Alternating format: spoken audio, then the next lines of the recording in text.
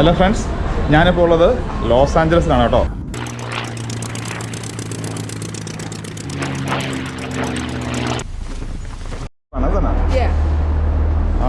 നമസ്കാരം, എല്ലാവർക്കും ഐ ട്രാവലിൻ്റെ പുതിയൊരു എപ്പിസോഡിലേക്ക് സ്വാഗതം. നമ്മൾ ഇന്ന് സഞ്ചരിക്കുന്നത് ലോസ് ആഞ്ചലസ് പട്ടണത്തിലൂടെയാണ്. അമേരിക്കൻ ഐക്യനാടുകളിലെ രണ്ടാമത്തെ ഏറ്റവും വലിയ നഗരവും കാലിഫോർണിയ സംസ്ഥാനത്തെ ഏറ്റവും വലിയ നഗരമാണ് ലോസ് ആഞ്ചലസ്. LA എന്ന ചുരുക്കപ്പേരിൽ അറിയപ്പെടുന്നു.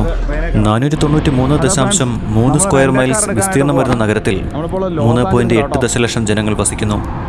കൂടാതെ ലോസ് ഏഞ്ചലസ് മെട്രോപൊളിറ്റൻ പ്രദേശത്ത് 224 വിവിധ ഭാഷകൾ സംസാരിക്കുന്ന 12.9 ദശലക്ഷം ജനങ്ങൾ വസിക്കുന്നു. നഗരവാസികളെ പൊതുവെ അഞ്ചലനോസ് എന്ന് വിളിക്കാറുണ്ട്. തെക്കൻ കാലിഫോർണിയയിൽ സ്ഥിതി ചെയ്യുന്ന ലോസ് ആഞ്ചലസ് ഇവിടുത്തെ മെഡിറ്ററേനിയൻ കാലാവസ്ഥയ്ക്ക് പ്രസിദ്ധമാണ്.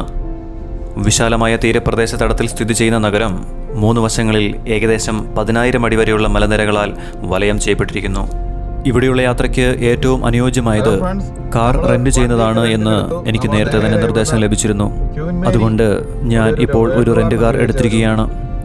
നമ്മളിപ്പോൾ സഞ്ചരിക്കുന്നത് ക്വീൻ മേരി എന്ന സ്ഥലത്തേക്കാണ്. 2ാം ലോകമഹായുദ്ധകാലത്ത് ഉപയോഗിച്ചിരുന്ന ഒരു വലിയ പടക്കപ്പൽ അവിടെ പ്രദർശനത്തിന് വെച്ചിട്ടുണ്ട്. ഇന്ന് ഇവിടെ നല്ല കാലാവസ്ഥയാണ്, നല്ല തെളിഞ്ഞ അന്തരീക്ഷം. അങ്ങനെ കാലിഫോർണിയൻ പട്ടണത്തിലൂടെ എൻ്റെ വാഹനം മുൻപോട്ട് കുതിച്ചു പായുകയാണ്. എൻ്റർടൈൻമെൻറ്റ് ഇൻഡസ്ട്രിക്ക് ലോസ് ആഞ്ചലസ് വളരെ പ്രസിദ്ധമാണ്.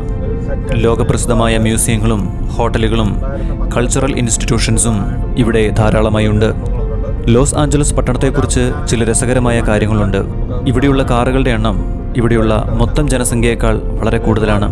ലോകത്തിൽ തന്നെ ഏറ്റവും ബിസിയായിട്ടുള്ള ഒരു പട്ടണമാണിത്.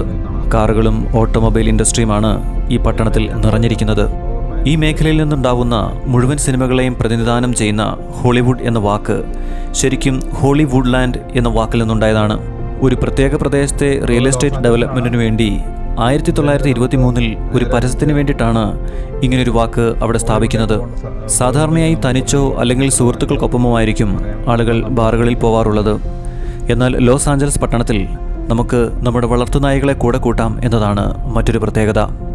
ഇതൊക്കെ ലോകത്ത് മറ്റെവിടെയെങ്കിലും ഉണ്ടോ എന്നുള്ള കാര്യത്തിൽ എനിക്ക് തീരെ നിശ്ചയമില്ല. പക്ഷേ ഒരു കാര്യം ഉറപ്പാണ്, ഇന്ത്യയിൽ നമ്മുടെ നാടുകളിൽ ഇത് സാധ്യമല്ല. ലോസ് ആഞ്ചലസിലെ സാമ്പത്തിക മേഖല വളരെയധികം ഉന്നതി കൈവരിച്ച് വിജയകരമായി മുൻപോട്ട് പോകുന്ന ഒന്നാണ്. ലോസ് ആഞ്ചലസ് ഒറ്റയ്ക്ക് ഒരു രാജ്യമായിരുന്നുവെങ്കിൽ സൗദി അറേബ്യ, സ്വിറ്റ്സർലാൻഡ്, സ്വീഡൻ എന്നീ രാജ്യങ്ങളെക്കാൾ സാമ്പത്തികമായി വളരെയധികം മുൻപിൽ നിന്നിരുന്നേനെ. ഞാനിപ്പോൾ ഏകദേശം ഇവിടെ എത്തിയിട്ടുണ്ട്. ഇനി പാർക്കിംഗ് ടിക്കറ്റ് എടുക്കണം. ആദ്യത്തെ 20 മിനിറ്റ് വരെ ഫ്രീയും തുടർന്ന് ഓരോ മണിക്കൂറിനും $10 വെച്ചും നമ്മൾ നൽകണം. നമുക്ക് ഫ്രീ ആണ്. അത് കഴിഞ്ഞാൽ $10. അങ്ങ് ദൂരെയായി നമുക്ക് ഇപ്പോൾ ആ വലിയ പടക്കപ്പൽ കാണാം. ഇതിൻ്റെ ഈ രൂപം എന്നെ ടൈറ്റാനിക്കിൻ്റെ ഓർമ്മകളിലേക്കാണ് കൊണ്ടുപോകുന്നത്.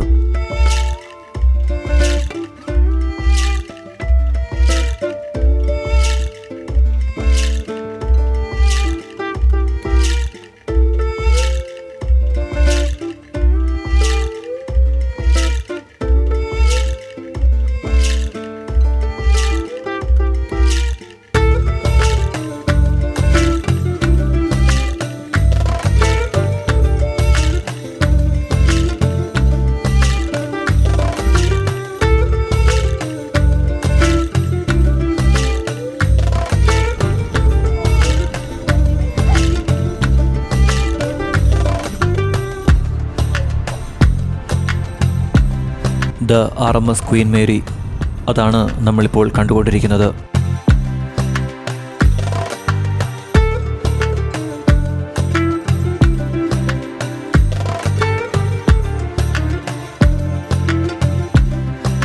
ഇതൊരു ഓഷ്യൻ ലീനർ കപ്പലാണ്, അതായത് പാസഞ്ചേഴ്സ് സഞ്ചരിച്ചു കൊണ്ടിരുന്ന കപ്പൽ.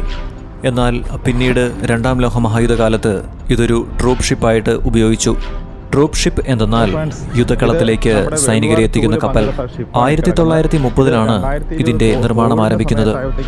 1019 അടി നീളത്തിലും 118 അടി വീതിയിലുമാണ് ഇത് നിർമ്മിച്ചിരിക്കുന്നത്. 2139 ആളുകളാണ് ഇതിന്റെ മാക്സിമം പാസഞ്ചർ കപ്പാസിറ്റി. 5 ഡൈനിങ് ഏരിയകൾ, 2 കോക്ടെയിൽ ബാറുകൾ, സ്വിമ്മിംഗ് പൂളുകൾ, grand ball room, squash court, ചെറിയ ആശുപത്രികൾ, ബ്യൂട്ടി സലൂൺസ്, ജിംനേഷ്യം, ലൈബ്രറി, എന്നിവയൊക്കെ ഇതിനുള്ളിൽ ഉൾപ്പെടുന്നു. ദ ഗ്രേ ഗോസ്റ്റ് എന്ന ഓമനപ്പേര് ഈ കപ്പലിന് നൽകിയത് രണ്ടാം ലോക മഹായുദ്ധകാലത്താണ്. നിലവിൽ ഇത് ടൂറിസത്തിൻ്റെ ഭാഗമായി ഇവിടെ നിലനിർത്തിയിരിക്കുന്നു. ഇതിനുള്ളിൽ ഇപ്പോൾ ഉള്ളത് ഹോട്ടലുകളും മ്യൂസിയവും ഒക്കെയാണ്. ഏകദേശം $45 ഇവിടുത്തെ എൻട്രി ഫീസ്.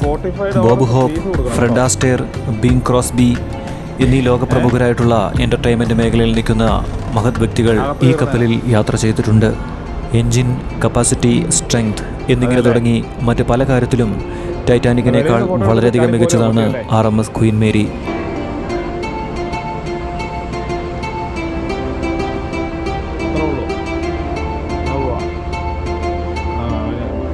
RMS ക്വീൻ മേരിയുടെ വിശേഷങ്ങൾ അവസാനിപ്പിച്ച് നമ്മൾ ലോസ് ഏഞ്ചലസിലെ മറ്റൊരു പ്രദേശത്തേക്ക് നീങ്ങുകയാണ്. അവിടുത്തെ വിശേഷങ്ങളുമായി നമുക്ക് അടുത്ത എപ്പിസോഡിൽ കണ്ടുമുട്ടാം. ഈ ചാനൽ സബ്സ്ക്രൈബ് ചെയ്ത് എന്നോടൊപ്പമുള്ള യാത്രയിൽ നിങ്ങൾക്കും പങ്കാളികളാകാം. നന്ദി.